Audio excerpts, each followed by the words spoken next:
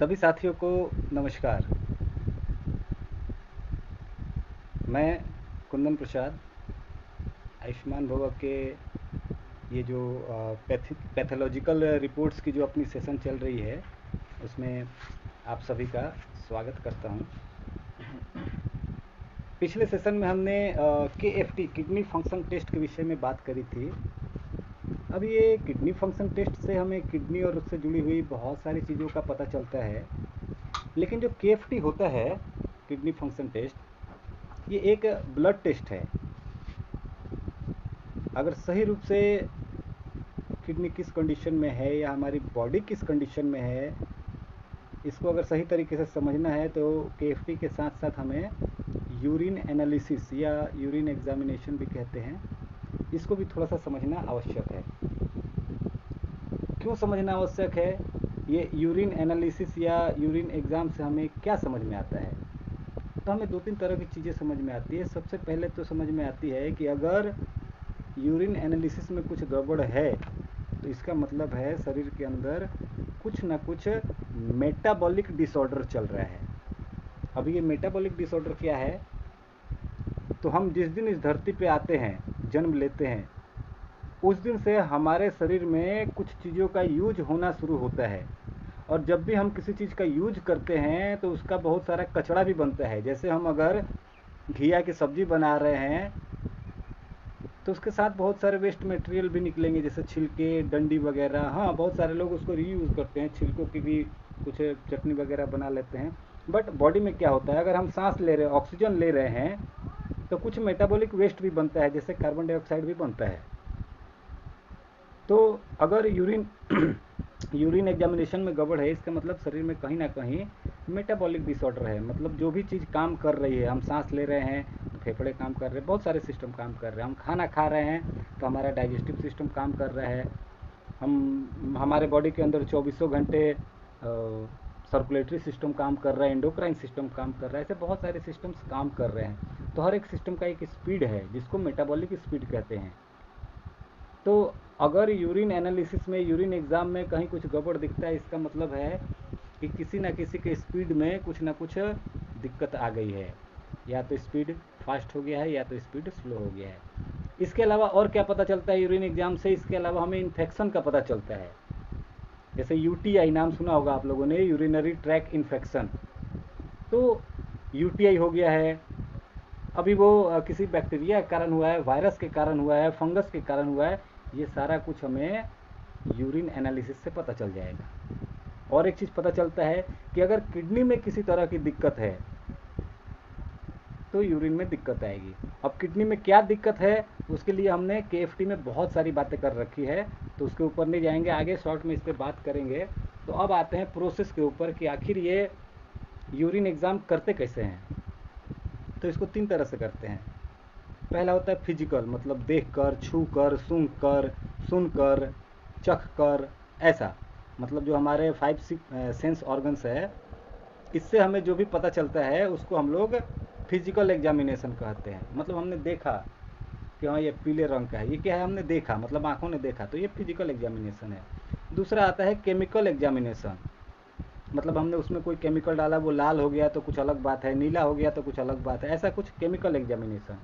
और तीसरा होता है माइक्रोस्कोपिक एग्जामिनेशन। माइक्रोस्कोपिक एग्जामिनेशन क्या होता है? इसमें जैसे कि मान लो किसी के यूरिन में प्रोटीन आ रहा है, ग्लोबुलिन आ रहा है, ब्लड सेल आ रहा है, जो माइक्रोस्कोप से दिखाई देगा, तो ये हो गया माइक्रोस्कोपिक एग्जामिनेशन। तो ये तीन तरह का होता है एग्जामिनेशन। अभी जो सबसे पहला मैंने बताया फिजिकल एग्जामिनेशन, मतलब देख के, सुन के, चख के, सुन के, छू के, ऐसे क्या पता चलता है? तो इसमें हमें चार तरह की चीज़ें पता चलती है। सबसे पहला पता चलता है वॉल्यूम, मतलब पेशाब हुआ कितना। एक तो कोई लिमिट होगा कि कितना पेशाब होना चाहिए, तो लिमिट जो पता चलती है, वॉल्यूम कितना है। दूसरा उसका कलर कैसा है। थर्ड उसका ऑर्डर, मतलब उसका महक कैसा है। और चौथा उसका स्पेसिफिक ग्रेविटी, उसका गाढ़ापन कैसा है। इसके ऊपर बात करेंगे, टेंशन अभी नहीं लेना है। पहले बात कर लेते हैं कि फिजिकल एग्जामिनेशन, केमिकल एग्जामिनेशन और माइक्रोस्कोपिक एग्जामिनेशन में होता क्या क्या है। तो फिजिकल में ये चार चीज़ें होती है। पहला क्या होता है? वॉल्यूम होता है। दूसरा कलर हो गया, मतलब रंग कैसा है। तीसरा महक कैसा है। और चौथा उसका गाढ़ापन, स्पेसिफिक ग्रेविटी कैसा है। इसी तरह अगला जो होता है केमिकल एग्जामिनेशन। केमिकल एग्जामिनेशन में क्या हम लोग पीएच लेवल चेक करते हैं, यूरिन का पीएच लेवल कितना है। अभी पता है ना, हर चीज़ का एक पीएच लेवल होता है। हमारे ब्लड का पीएच लेवल अलग है, हमारे यूरिन का पीएच लेवल अलग है, हमारे स्लाइवा का पीएच लेवल अलग है। तो हमें यूरिन टेस्ट से पीएच लेवल का पता चलता है। दूसरा क्या पता चलता है, ग्लूकोज का पता चलता है कि हमारे यूरिन में कहीं शुगर तो नहीं आ रहा है। तीसरा प्रोटीन से पता चलता है। प्रोटीन मतलब ऐसा तो नहीं है कि यूरिन में प्रोटीन तो नहीं आना चाहिए, अगर आ रहा है तो ये भी केमिकल एग्जाम से पता चलेगा। इसके अलावा कीटोन्स का पता चलता है, यूरो बिलीरुबिनोजेन का पता चलता है, बिलीरुबिन का पता चलता है, ब्लड सेल दिखाई उसमें मिल सकते हैं, या नाइट्रेट अगर रहेगा जैसे नाइट्रोजन वगैरह अमोनिया वगैरह का आंसर रहेगा तो वो भी उसमें दिखता है। तो ये है केमिकल एग्जामिनेशन। उसके बाद माइक्रोस्कोप से हम लोग क्या क्या देख सकते हैं। माइक्रोस्कोप से हम लोग देख सकते हैं कि पेशाब के अंदर कहीं आरबीसी तो नहीं आ रहा है। अरे यार, आरबीसी तो पेशाब में नहीं आना चाहिए, अगर आ रहा है तो दिक्कत है। या फिर डब्ल्यूबीसी, तो डब्ल्यूबीसी भी नहीं आना चाहिए, अगर आ रहा है तो दिक्कत है। कुछ कास्ट सेल है, जैसे मरे हुए सेल जो है वो किडनी फिल्टर करके यूरिन के द्वारा बाहर निकाल देती है। कुछ अधमरे सेल ऐसे हैं जिनको रिपेयर किया जा सकता है, वैसे सेल अगर बाहर आ रहे हैं तो वो भी हमें यूरिन टेस्ट से पता चल जाता है। उसके बाद क्रिस्टल्स। क्रिस्टल्स मतलब मेनली यूरिन में क्या क्रिस्टल्स आ सकता है, एक तो यूरिक एसिड आ सकता है, यूरिक एसिड या ब्लड यूरिया, ये सब चीज़ों का हमें यूरिन से पता चल सकता है। और उसके अलावा जैसे अगर कैल्शियम ऑक्सलेट वगैरह आ रहा है तो इसका भी मतलब है कि या तो किडनी में पथरी हो चुकी है या होने वाली है। तो ऐसे क्रिस्टल दिख सकते हैं हमें माइक्रोस्कोप में। और क्या, इपिथेलियल, नॉर्मल सेल भी अगर पेशाब में आ रहे हैं तो ये गलत बात है। इपिथेलियल मतलब हो गया एक कोशिका का जो बाहर का अंश होता है इपिथेलियल, वो भी अगर दिख रहा है माइक्रोस्कोप में तो मतलब गड़बड़ बात है। तो इतनी सारी बातें, हमने 3 तरह के टेस्ट होते हैं, क्या क्या होता है उसमें पता चलता है, ये सब बात करी। अब एक एक करके थोड़ा सा बात करते हैं। सबसे पहले फिजिकल एग्जामिनेशन में हमने बात करी थी वॉल्यूम की। तो एक दिन में एक इंसान का नॉर्मल पेशाब कितना होना चाहिए, तो ये 1.25 लीटर मतलब 1200 1250 ml पर डे हो तो एकदम बिल्कुल बढ़िया है। इससे ज़्यादा हो गया मतलब 2000 से ज़्यादा हो गया तो इसको पॉलीयूरिया कहते हैं। और ये किसमें होता है, अधिकतर डायबिटीज़ वाले पेशेंट में देखा जाता है। दूसरा है ओलिगो यूरिया। ये सब मैं पीडीएफ बना के भेजूंगा आप सभी को। जिनको भी पीडीएफ नहीं मिला होगा मेरे को आप लोग कमेंट में लिख करके अपना व्हाट्सएप का नंबर दीजिएगा, मैं व्हाट्सएप नंबर पे आप सभी को सेंड कर दूंगा इसका पीडीएफ। तो पहला हो गया पॉलीयूरिया। पॉली मतलब ज़्यादा, तो मतलब अगर पेशाब ज़्यादा आ रहा है मतलब पॉलीयूरिया ज़्यादा हो रहा है। तो 2000 ml से ज़्यादा हो गया तो ये डायबिटीज़ में होता है। अभी डायबिटीज़ के लिए हमें डायबिटीज़ का ट्रीटमेंट देना है। दूसरा है ओलिगो यूरिया, मतलब अगर 500 ml आधा लीटर से भी कम हो गया तो इसको कहते हैं ओलिगो यूरिया। ये क्या है, किडनी डिजीज़ में हो सकता है, मतलब किडनी में स्टोन है, इन्फेक्शन है, इन्फ्लामेशन है, या यूरेटर में कुछ दिक्कत है, यूरिन ब्लैडर में कुछ दिक्कत है, ऐसा कुछ ना कुछ है दिक्कत है जिसके कारण कम आ रहा है। तो ये किडनी और किडनी से जुड़े हुए सिस्टम से जुड़ी हुई बात है। तीसरा एक होता है एन यूरिया।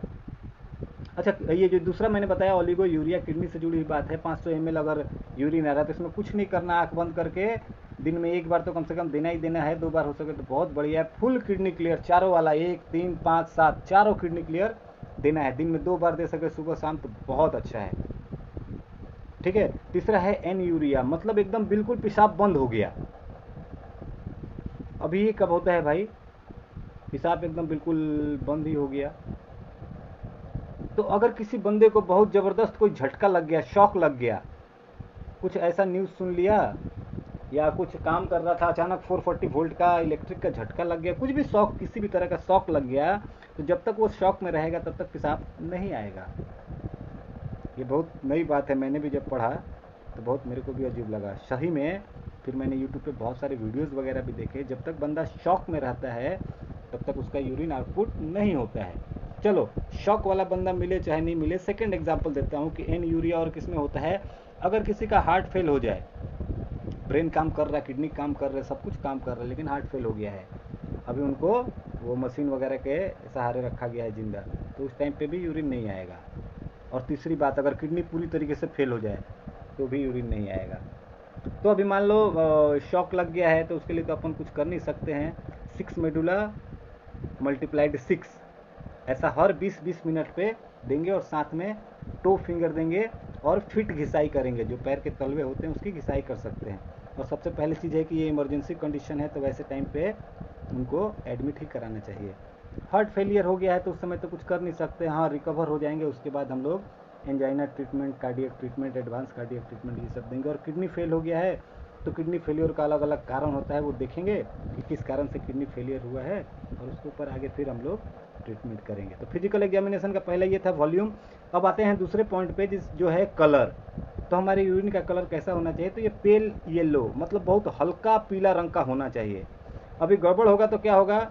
ये डार्क येलो हो सकता है, और गड़बड़ होगा तो क्या होगा? ये रेड हो सकता है, और एकदम खतरनाक कंडीशन हो गया तो ग्रीन भी हो जाएगा। ग्रीन मैंने तो अभी तक नहीं देखा है, शायद आप लोगों ने देखा हो, बहुत रेयर कंडीशन में ग्रीन होता है। तो अपने यूरिन का कलर जो है पेल येलो होना चाहिए। अगर डार्क येलो हो गया इसका मतलब डिहाइड्रेशन है, शरीर में पानी की कमी है। क्यों है? तो हो सकता है जॉन्डिस हुआ है या कुछ भी, मतलब या तो पानी कम पी रहे हैं, जितना पसीना आ रहा है, जितना यूरिन आ रहा है उसके हिसाब से पानी कम पी रहे हैं, या फिर लीवर का कोई प्रॉब्लम है, जॉन्डिस है, सिरोसिस है, कुछ भी हुआ होगा तो इसके कारण डार्क येलो आ रहा है, तो लीवर का ट्रीटमेंट करना है। अगर रेड आ रहा है तो इसका मतलब उसमें ब्लड का कुछ हिस्सा आ रहा है। तो यूरिन रेड क्यों आएगा भाई? तो या तो यूरिथ्रा में कहीं कोई इन्फेक्शन हो गया है, या कोई जख्म हो गया है, या यूरिन ब्लाडर में हो गया है, यूरिटर में हो गया है, या किडनी में कहीं ना कहीं कुछ जख्म हुआ है, कुछ इन्फेक्शन हुआ है, कुछ तो हुआ है, तभी तो ब्लड आ रहा है। तो उसके लिए हम लोग वायरल ट्रीटमेंट और इंजरी ट्रीटमेंट यूज़ करते हैं। बहुत रेयर कंडीशन में आता है ग्रीन। अभी ग्रीन के बारे में मैंने पढ़ा, मेरे को बहुत कुछ ज़्यादा समझ में नहीं आया, और मेरे को लगता है आप लोग को भी समझने की ज़रूरत नहीं है। हाँ, यूट्यूब पे आप वीडियो देख सकते हैं, इसके बहुत सारे वीडियो उपलब्ध हैं। ठीक है। अभी इसी में एक चीज़ और है कि अगर कलरलेस है, मतलब बिल्कुल कोई कलर ही नहीं है, पानी की तरह है, तो लोग खुश हो जाते हैं कि ओह बहुत अच्छा यूरिन आ रहा है। नहीं, वो भी अच्छा नहीं है। अगर बिल्कुल पानी की तरह आ रहा है तो इसका मतलब भी है कि डायबिटीज़ की प्रॉब्लम है। अब बात करते हैं स्पेसिफिक ग्रेविटी की। ऑर्डर तो महक से समझ में आता ही है। अगर बहुत तीक्ष्ण महक है, मीठी खुशबू है, तो डायबिटीज़ की प्रॉब्लम है। बहुत तेज महक है तो इसका मतलब अमोनिया ज़्यादा है, अल्कोलोसिस की प्रॉब्लम है। बात करेंगे स्पेसिफिक ग्रेविटी थिकनेस की, तो समझ सकते हैं कि जो थिकनेस है, थिकनेस अगर ज़्यादा है तो इसका मतलब कुछ ऐसा अनवांटेड चीज़ है जो शरीर के बाहर नहीं जाना चाहिए, वो जा रहा है, तभी यूरिन का थिकनेस बढ़ा हुआ है। तो उसके लिए हम लोग 2 पेन के साथ किडनी क्लियर देंगे कि जो वांटेड चीज़ें बाहर निकलनी है वो तो निकले, अनवांटेड चीज़ें बाहर ना निकले। इसी तरह आगे आप बढ़ते हैं कि केमिकल टेस्ट में अगर बात करें तो एक पीएच आता है। तो जैसे हर चीज़ का पीएच होता है, तो यूरिन का पीएच जो है वो 7.6 से 8 तक होना चाहिए, 7.6 से लेकर 8 तक। अगर 7.6 से कम हो गया तो एसिडिक हो गया। एसिडिक हो गया तो क्या मतलब इसका हो सकता है? इसका मतलब ये है कि ब्लड के अंदर प्रोटीन बढ़ा हुआ है। प्रोटीन को कम करो, प्रोटीन वाली चीज़ें कम खाओ, और साथ में यूडीएफ ट्रीटमेंट का प्रयोग करो। दूसरा, कोई लंग्स की प्रॉब्लम भी हो सकती है, इसके लिए ऑक्सीजन फार्मूला का हमें यूज़ करना पड़ेगा। और तीसरा है डायबिटीज़ की प्रॉब्लम भी हो सकती है। अगर एसिडिक है तो पीएच लेवल, अगर अल्कलाइन है तो इसका मतलब है कि यूरिनरी ट्रैक्ट इन्फेक्शन हो सकता है। हाँ, अगर कभी कभी हो रहा तो ये भी हो सकता है, कोई बंदा ऐसा होता है ना कि आज मन किया कि आज तो पूरा यार एकदम हेल्दी लाइफ जिएंगे, कुछ भी पराठे वगैरह चावल वगैरह नहीं खाएंगे, सुबह से लेकर शाम तक सैलेड और फ्रूट ही खा रहे हैं, मतलब वेजिटेबल और फ्रूट ज़्यादा खा लिए हैं, तो उसके कारण भी अल्कलाइन हो सकता है। लेकिन अगर कुछ खाए नहीं है फिर भी अल्कलाइन है तो ये यूरिनरी ट्रैक इन्फेक्शन है। यहाँ पे हमें वायरल ट्रीटमेंट यूज़ करना पड़ेगा। हम लोग राइट साइड ट्रीटमेंट जो है ना उसमें भी थाइमस ऐड करके दे सकते हैं। 4 gall, 4 liver, 4 right ovary, 4 liver 0, 4 thymus plus test, ये यूज़ कर सकते हैं। अभी केमिकल एग्जाम में एक चीज़ और पता चलता है, ग्लूकोज अगर आ रहा है तो इस कंडीशन को कहते हैं ग्लाइकोसूरिया, मतलब शुगर बढ़ा हुआ है। इसको जैसे कलर से टेस्ट करते हैं, ब्लू आ गया, उसमें कुछ केमिकल डालते हैं, केमिकल डालने के बाद ब्लू आ गया तो नॉर्मल है, ग्रीन आ गया तो थोड़ा सा है, ऑरेंज आ गया तो 1% है, डार्क रेड आ गया तो बहुत खतरनाक कंडीशन है। इसी तरह प्रोटीन अगर आ गया तो वो भी कुछ केमिकल डालते हैं, तो टर्बिडिटी आ जाती है। टर्बिडिटी मतलब यूरिन गंदा हो जाता है। गंदा हो गया इसका मतलब उसमें प्रोटीन आ रहा है, प्रोटीन आ रहा है इसका मतलब डाइजेस्टिव सिस्टम में प्रॉब्लम है, हमें यूडीएफ ट्रीटमेंट देना पड़ेगा।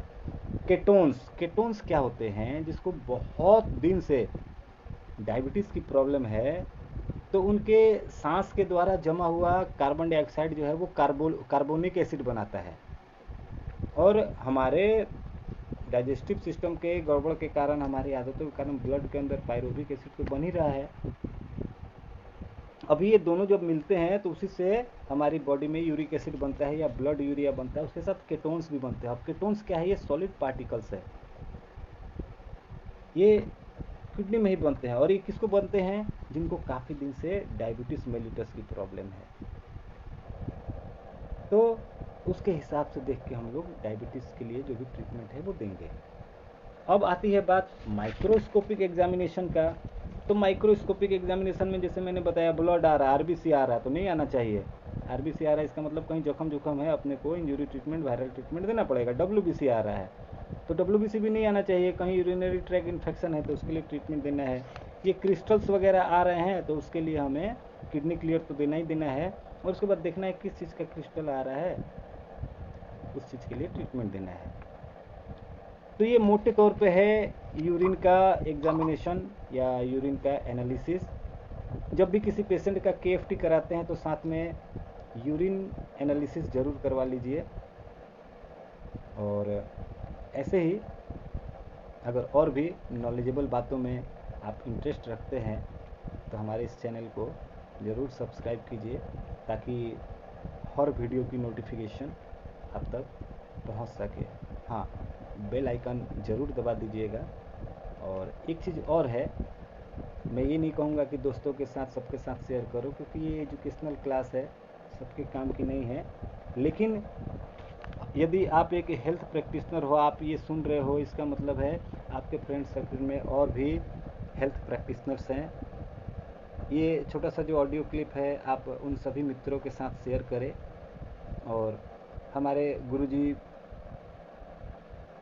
परम पूजनीय डॉक्टर लाजपत राय मेहरा जी कहा करते थे कि ज्ञान को जितना बांट सके उतना बढ़ता है। तो इस वीडियो को अपने ज़्यादा से ज़्यादा हेल्थ प्रैक्टिशनर दोस्तों के साथ शेयर कीजिए। और मिलेंगे। अभी तो हमने सबसे पहले सीबीसी के ऊपर सेशन करा था, फिर लीवर फंक्शन टेस्ट, फिर किडनी फंक्शन टेस्ट, फिर आज यूरिन एग्जामिनेशन का था। अभी कल हम लोग तैयारी शुरू कर रहे हैं टीएफटी, थायराइड फंक्शन टेस्ट, और उसके बाद लिपिड प्रोफाइल टेस्ट। ये दोनों के ऊपर हम लोग अभी सितंबर महीने में बात करेंगे। तो बने रहिए हमारे साथ, मिलेंगे अगले सेशन में। तब तक के लिए आप सभी को नमस्कार, अभिनंदन, वंदन, स्वस्थ रहे, मस्त रहे। जय हिंद।